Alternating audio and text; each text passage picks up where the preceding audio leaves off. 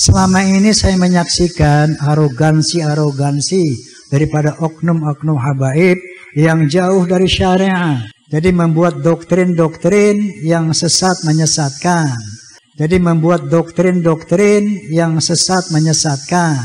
Menghina atau memfitnah bahwa kaum Ba'alwi, kaum habaib didoktrin dalam keluarga mereka boleh maksiat. Bohong. Jaga kau punya mulut ramal, jangan fitnah.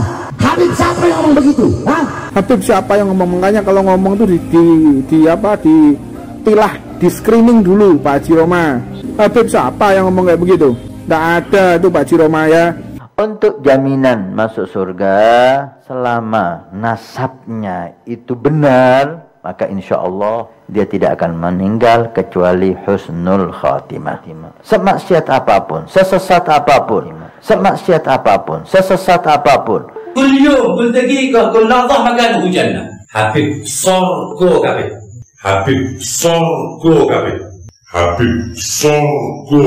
Tapi selain Ahlul Bait, hendaknya husnudzan. Husnudzan kepada nasab yang mulia ini. Enggak mungkinlah setelah Allah mensucikan akan dimasukkan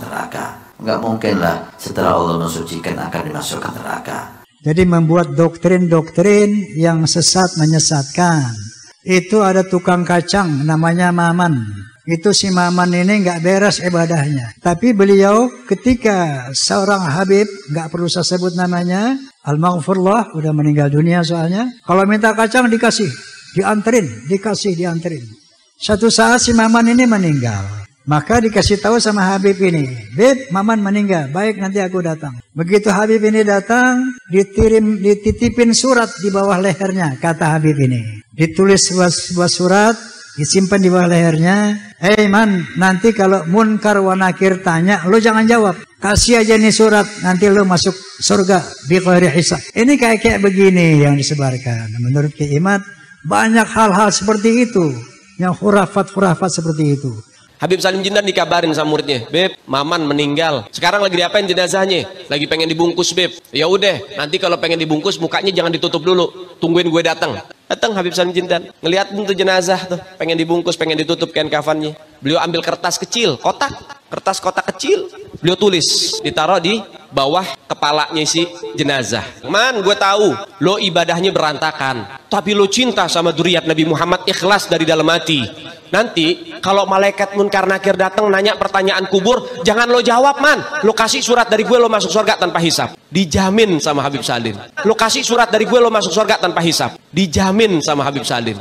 Orang kalau meler cinta kepada gue, lo kasih surat dari berantakan, tapi lo cinta sama dzurriyyat Nabi Muhammad, ikhlas dari dalam hati. Nanti kalau malaikat Munkar Nakir datang nanya pertanyaan kubur, jangan lo jawab, Man. Lo kasih surat dari gue, lo masuk surga tanpa hisab. Dijamin sama Habib Salim. Lo kasih surat dari gue, lo masuk surga tanpa hisab. Dijamin sama Habib Salim.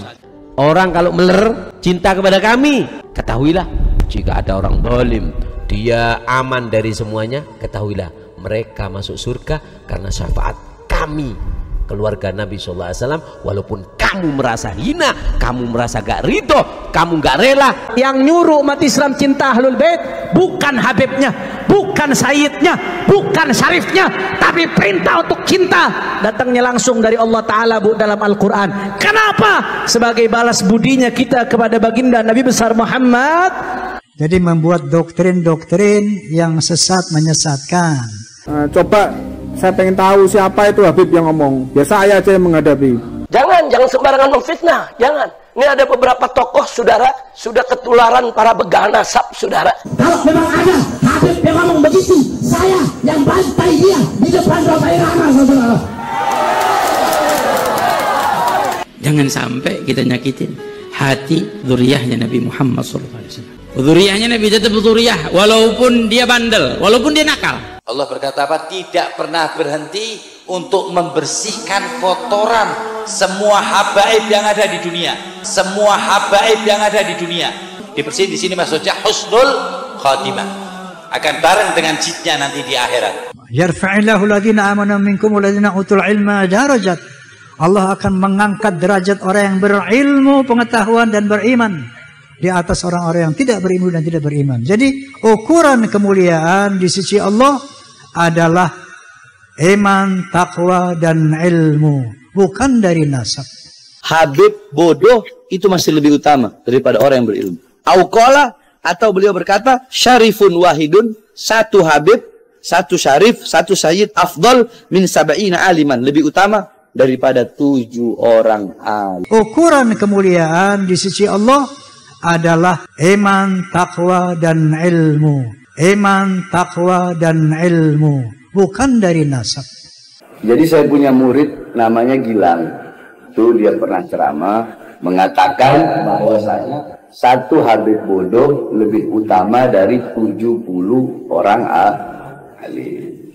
Waktu saya masih di Habib Bahar sering bilang, belajar sama satu habib sama ukurannya belajar dengan 70 kiai. 70 kiai. Ini udah bodoh, goblok, tolol, sok pinter, padahal goblok, padahal bodoh, padahal tolol. Satu habib, walaupun habibnya jahlun, maksudnya bodoh kata Iwan, itu ukurannya perbandingannya amat 70 kiai yang alim. Syarifun jahilun, habib bodoh lebih utama daripada orang alim yang mengambil ilmu. Riwayat syarif afdal min sab'i alimin, satu orang habib lebih utama, lebih mulia daripada 7 orang yang alim. Iman, takwa, dan ilmu, bukan dari nasab. Li'annahu dzatiyun, garis keturunan itu zat, nggak bisa dirubah. Darah daging. Au adilu syai', tidak ada sesuatu apapun yang bisa mengunggulinya dan lebih utama darinya. Bahwa sampai kapanpun orang yang belajar kemudian jadi kiai pinter, kemudian dia merasa sederajat dengan kabaid, maka katanya ini sudah su'ul adab. Seorang kiai itu, seorang ustadz itu kalau sudah dia benci kepada habaib, ada apa-apa kepada habaib, merasa sama, maka dia akan mendapatkan imbasnya. Nabi SAW mengatakan, la tuqaddimu Quraisan wa la tataqaddamu, qaddimu Quraisan wa la tataqaddamu, wa illa khatahlaku. Qaddimu Quraisan, jadikan mereka itu termasuk pemimpin, dahulukan mereka dalam hal apapun. Lihat Kiai Hamid, beliau mau jadi imam, lihat dulu, ada habaib nggak mau jadi imam, walaupun kecil suruh jadi imam. Kenapa? Dia tahu, nyambung sama ilmunya Rasulullah. Dan neraka itu untuk orang-orang ahli maksiat, walaupun dia Sayyid Quraisy Bani Hashim. Gua kepret loh. Yahudi pesek mau fitnah habaib, penyok, unyil. Gua kepret masuk kuburan loh. Saya tantang para bekal nasab. Hei Yahudi pesek. Surga itu untuk orang-orang yang bertakwa, walaupun dia budak dari bangsa Habsyi. Kalau jadi habaib di Afrika, wogo, jadi Bilal bin Rabah.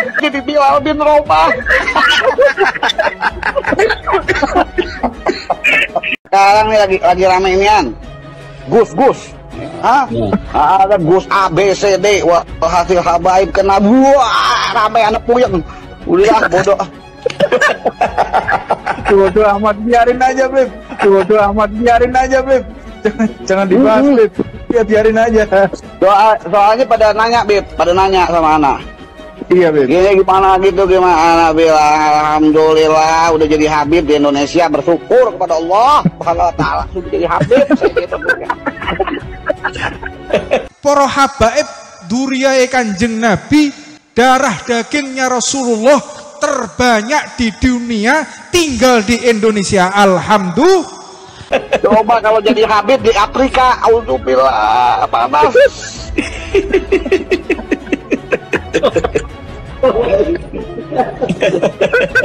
Ana cuman gitu aja bilang, alhamdulillah kita jadi habib nih di Indonesia. Nah, jadi banyak muhibin. Kalau jadi habaib di Afrika, wogo, jadi Bilal bin Rabah.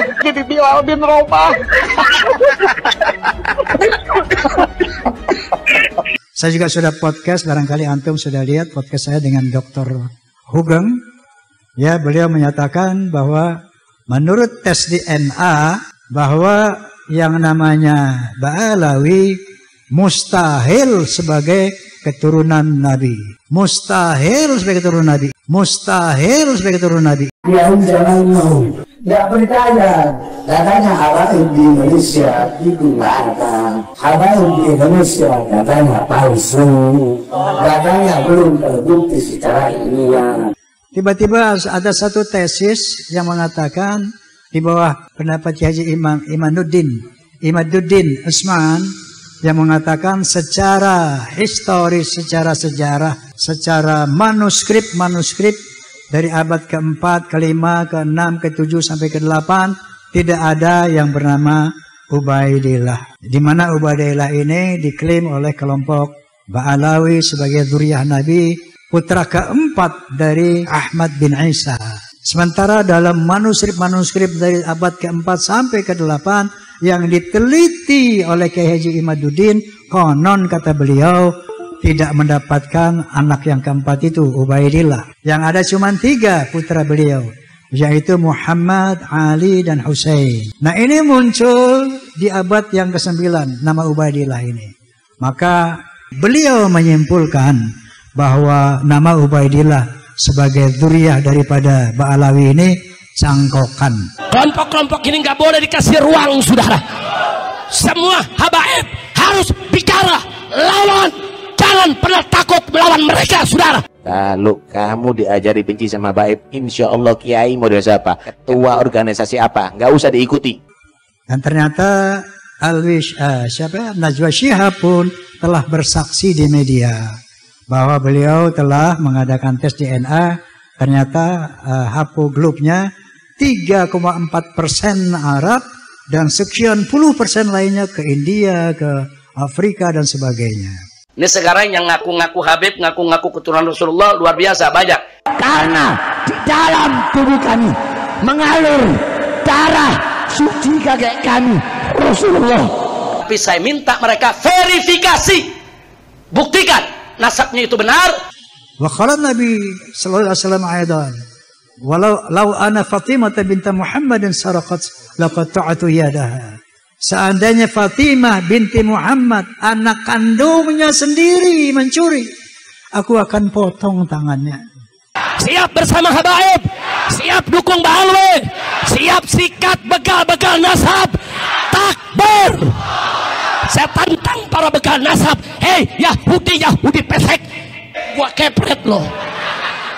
Jadi ternyata menurut Al-Quran dan Hadis tidak ada privilege, tidak ada keutamaan nasab itu kecuali iman dan takwa. Umur sudah lebih dari 80 tahun, sudah tua, sudah lanjut usia, jangan sampai su'ul khatimah. Wah ini doktrin kalangan habaib, mereka boleh maksiat. Siapa yang bilang? Habaib mana punya doktrin begitu? Jadi kalau habaib itu ya dua-duanya, punya maksiat zahir, punya maksiat batin. Liyudhiba ankum rijsa ahlal bait wa yutahhirakum. Allah juga tidak pernah berhenti untuk membersihkan. Siapa yang setempel Allah tidak pernah lepas dari pembersihan Allah. Wa yutahhirakum. Lah kan sudah dibersihkan, kenapa kok disucikan? Habib Soleh mau ngasih berapa? 200. 1 juta. Bang Rocky 1 juta. Bang Refli. Bang Refli 5 juta 100.000 gar. Oh, Bang Refli 6 juta. Haji Oping 20 juta. Takbir. 500.000 Abang Saleh. 1 juta Habib Bakar 1 juta. 1 juta Habib Hanif. Kayak Sobri 500.000 lah hitung lah ya. 1 juta Habib Muhammad. Namun apapun hasilnya nanti tetap jaga persaudaraan para muhibbin, gak usah berhenti mencintai Habib. Jadi walaupun nanti hasilnya mereka bukan turunan Nabi, tetap kita akan jaga persahabatan itu. Kenapa? Karena di akhirat nanti bukan dari nasab inilah ukuran keselamatan seseorang. Karena Allah SWT berfirman, Inna akramakum indallahi atqakum. Sesungguhnya ketinggian derajatmu di sisi Allah takwamu, bukan nasabmu. Assalamualaikum warahmatullahi wabarakatuh. Para sahabat sekalian, makin garang dan makin lantang suara Bang Haji Romai Rama dalam membongkar tabir kepalsuan nasab habaib Ba'alawi. Usai viral video podcastnya beberapa hari lalu, dalam sebuah ceramah di hadapan jamaah, Rhoma Irama kembali menyinggung perihal gonjang-ganjing dan polemik nasab batil habaib. Awalnya Rhoma Irama menyinggung soal perbincangannya dengan Kiai Haji Imaduddin Utsman dalam podcastnya perihal motivasi Kiai Imad melakukan penelitian tentang keabsahan nasab Balawi. Menurut beliau, semua ini dipicu oleh adanya arogansi para habaib dikarenakan kuatnya doktrin sesat dan khurafat yang menancap di kalangan para habaib. Rhoma mencontohkan viralnya dongeng takhyul karomah seorang habib terhadap muhibinnya. Diceritakan karena kecintaan seorang muhibin kepada habib, saat dia meninggal, dia mendapatkan sepucuk surat dari sang habib agar disampaikan kepada malaikat Munkar Nakir. Dikatakan bahwa surat itu adalah jaminan baginya untuk masuk surga, bahkan masuk surga tanpa hisab. Luar biasa bahlulnya, ngawur, ngarang, ngibul, sesat, dan menyesatkan.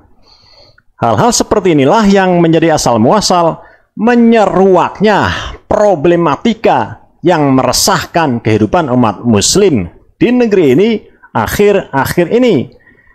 Doktrin-doktrin, propaganda, dan dogma-dogma atas nama Ahlul Bait diproduksi massal secara TSM, terstruktur, sistematis, dan masif dari para pendakwah kalangan Ba'alawi. Ini tak hanya berpotensi merusak iman dan akidah umat, namun juga memberi ruang pada para habaib untuk arogan dan merasa superior. Sadar atau tidak, kaum Bani Alawi membaptis kelompok mereka sebagai terah paling eksklusif, ras paling mulia, dan keturunan Nabi paling absah.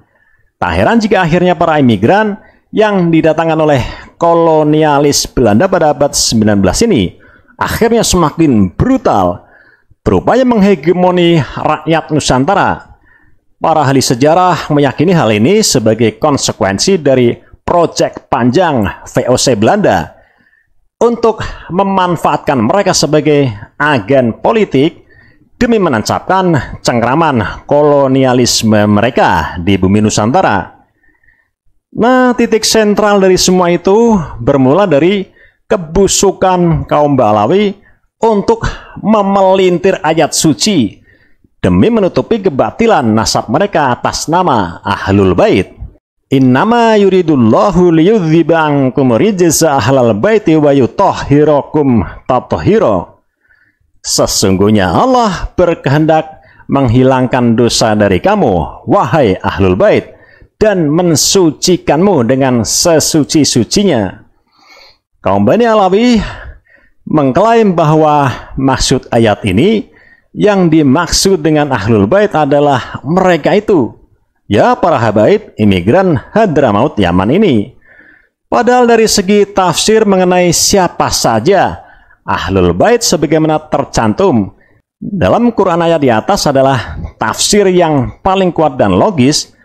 Ahlul Bait itu adalah Ahlul Kisah yang hanya 5 orang, yakni Nabi Muhammad Shallallahu Alaihi Wasallam sendiri, Sayyidah Fatimah, Sayyidina Ali, Sayyidina Hasan, dan Sayyidina Husain.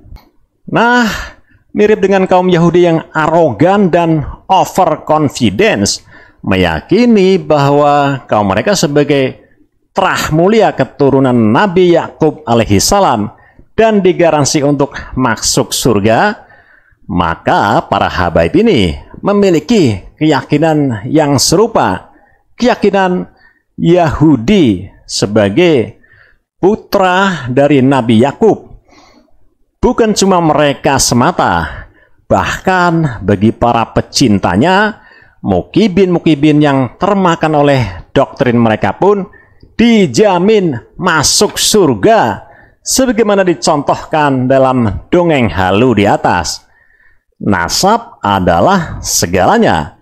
Klaim keturunan Nabi jadi jalan eksploitasi harta, status sosial, budaya, hingga politik.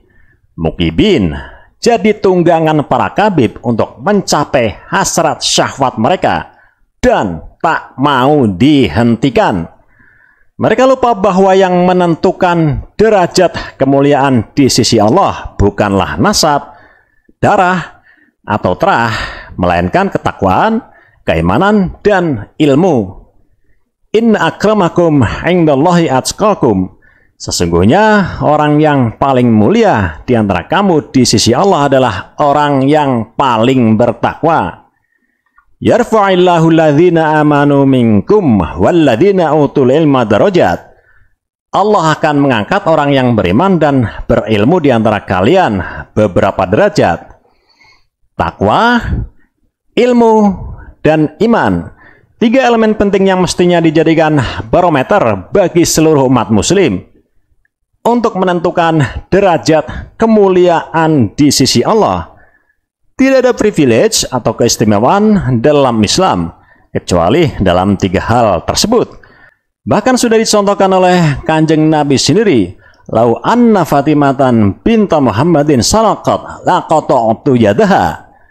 Sungguh jika Fatimah binti Muhammad mencuri, aku sendiri yang akan memotong tangannya. Demikian kata Nabi. Bagaimana ada privilege bagi Bani Alawi yang keabsahan nasabnya pun sekarang dipertanyakan. Sampai detik ini mereka tidak dapat membuktikan kelompok mereka sebagai dzurriyyah Nabi, baik dengan kitab sezaman, bukti isbat internasional maupun tes DNA. Sebagaimana kesimpulan dari pakar genetika internasional, Dr. Sugeng Sugiarto, sudah terbukti secara sah dan meyakinkan para habaib Ba'alawi ini jangankan keturunan Rasulullah, keturunan Arab saja bukan, keturunan Arab saja bukan. Wallahul muwaffiq ila aqwamit thoriq. Wassalamualaikum warahmatullahi wabarakatuh. Mengenai yang ramai sekarang ini lagi ngetren soal apa ini? Soal apa? Soal nasab atau nasib? Ini soal nasab ya. Masya Allah jadi trending ini. Saya terpaksa ikut bicara tujuannya sebagai penengah dalam mengamalkan watawasau bil haqq watawasau bis sabr, saling berwasiat tentang kebenaran dan saling berwasiat tentang kesabaran. Yang kedua, wa ta'awanu 'alal birri wa taqwa wa la ta'awanu 'alal itsmi wal 'udwan.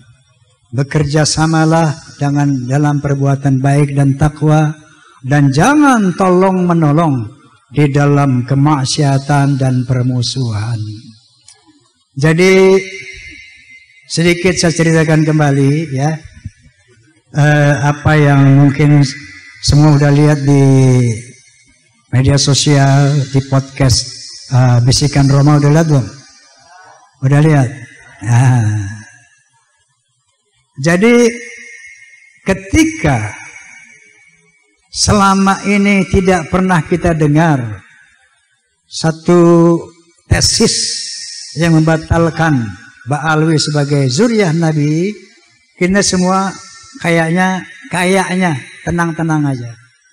Tiba-tiba ada satu tesis yang mengatakan di bawah pendapat Haji Imaduddin Usman yang mengatakan secara historis, secara sejarah, secara manuskrip dari abad ke-4, ke-5, ke-6, ke-7 sampai ke-8 tidak ada yang bernama Ubaidillah. Di mana Ubaidillah ini diklaim oleh kelompok Ba'alawi sebagai dzurriyyah Nabi putra keempat dari Ahmad bin Isa. Sementara dalam manuskrip dari abad keempat sampai ke-8 yang diteliti oleh Kiai Haji Imaduddin, konon kata beliau tidak mendapatkan anak yang keempat itu, Ubaidillah. Yang ada cuma 3 putra beliau, yaitu Muhammad, Ali, dan Husain. Nah, ini muncul di abad yang ke-9 nama Ubaidillah ini. Maka beliau menyimpulkan bahwa nama Ubaidillah sebagai dzurriyyah daripada Ba'alawi ini cangkokan. Itulah dimulainya begitu. Sampai sekarang ini tentunya belum tuntas ya. Maka saya teringat, saya tanya waktu podcast dengan beliau kemarin, kenapa? Apa awalnya Anda melakukan penelitian ini?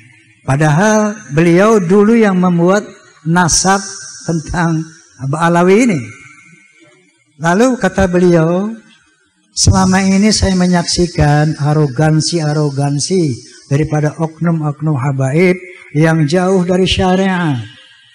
Jadi membuat doktrin-doktrin yang sesat menyesatkan. Seperti apa misalnya? Misalnya kita sering ada viral di sebuah video. Ada seorang habib berkata begini misalnya. Itu ada tukang kacang namanya Maman.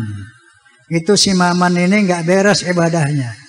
Tapi beliau ketika seorang habib, nggak perlu saya sebut namanya, Al-Maghfurullah, udah meninggal dunia soalnya. Kalau minta kacang dikasih, dianterin.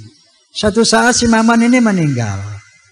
Maka dikasih tahu sama habib ini, Beb, Maman meninggal, baik nanti aku datang. Begitu habib ini datang, dititipin surat di bawah lehernya, kata habib ini. Ditulis sebuah surat, disimpan di bawah lehernya. Man, nanti kalau munkar wa nakir tanya, lo jangan jawab. Kasih aja nih surat, nanti lo masuk surga bi ghairi hisab. Ini kayak begini yang disebarkan. Menurut Kiai Imad, banyak hal-hal seperti itu, yang khurafat seperti itu. Maka muncullah kecurigaan beliau. Maka beliau mulai meneliti. Nah, tentunya ada sanggahan-sanggahan dan sebagainya. Nah, sampai kepada tes DNA. Saya juga sudah podcast, barangkali antum sudah lihat podcast saya dengan Dr. Hugeng. Ya, beliau menyatakan bahwa menurut tes DNA bahwa yang namanya Ba'alawi mustahil sebagai keturunan Nabi. Mustahil sebagai keturunan Nabi. Ini menurut pendapat Dr. Hugeng. Dan ternyata Najwa Shihab pun telah bersaksi di media bahwa beliau telah mengadakan tes DNA. Ternyata haploglutnya 3,4% Arab dan sekian puluh persen lainnya ke India, ke Afrika dan sebagainya. Nah, oleh karena itu kita semua harap tenang dan tidak terprovokasi ya oleh konflik nasab ini. Karena nanti insya Allah atas kesepakatan Kiai Imad, Romel dan juga mungkin Rabitul Alawiyah juga akan saya undang Habib Taufik insya Allah Al-Segaf akan saya undang untuk berbicara di podcast saya agar ada berita yang seimbang. Nanti insya Allah kita akan sepakati untuk duduk bersama dimediasi oleh pihak yang netral, Civitas Akademika misalnya. Nanti beliau akan memohon kepada universitas mana yang bersedia memediasi ini. Tentu dengan para ahli, profesor ahli dan sebagainya, ahli sejarah dan ahli genetika tentunya. Nanti mungkin di situ ya akan menentukan endingnya seperti apa. Namun apapun hasilnya nanti tetap jaga persaudaraan para muhibin, gak usah berhenti mencintai Habib.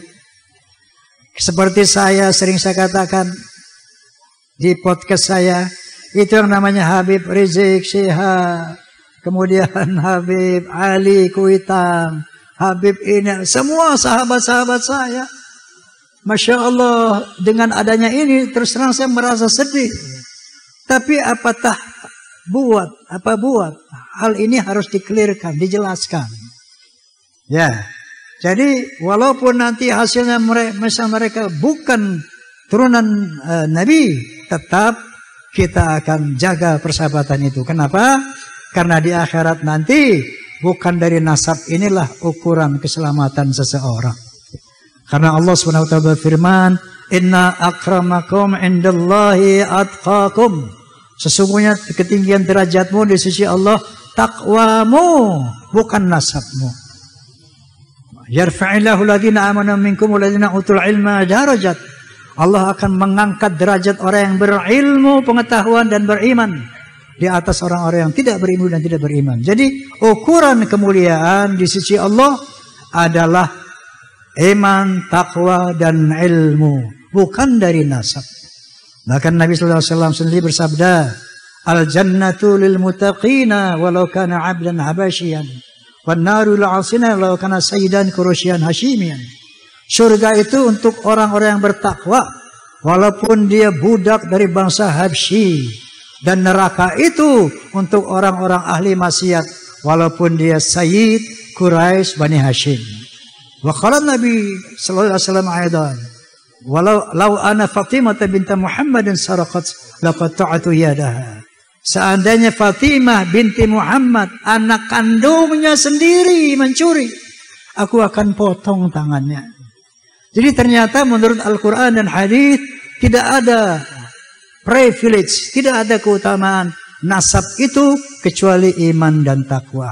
Nah, dalam rangka inilah watawassaw bil haqq watawassaw bis sabr. Kita saling berwasiat tentang kebenaran dan saling berwasiat tentang kesabaran. Faham semuanya ya? Faham semuanya ya? Mau zuriyah mau bukan, tetap muhibbin jangan putus dengan habib-habibnya. Ya, tetap jaga persaudaraan, tetap jaga persahabatan.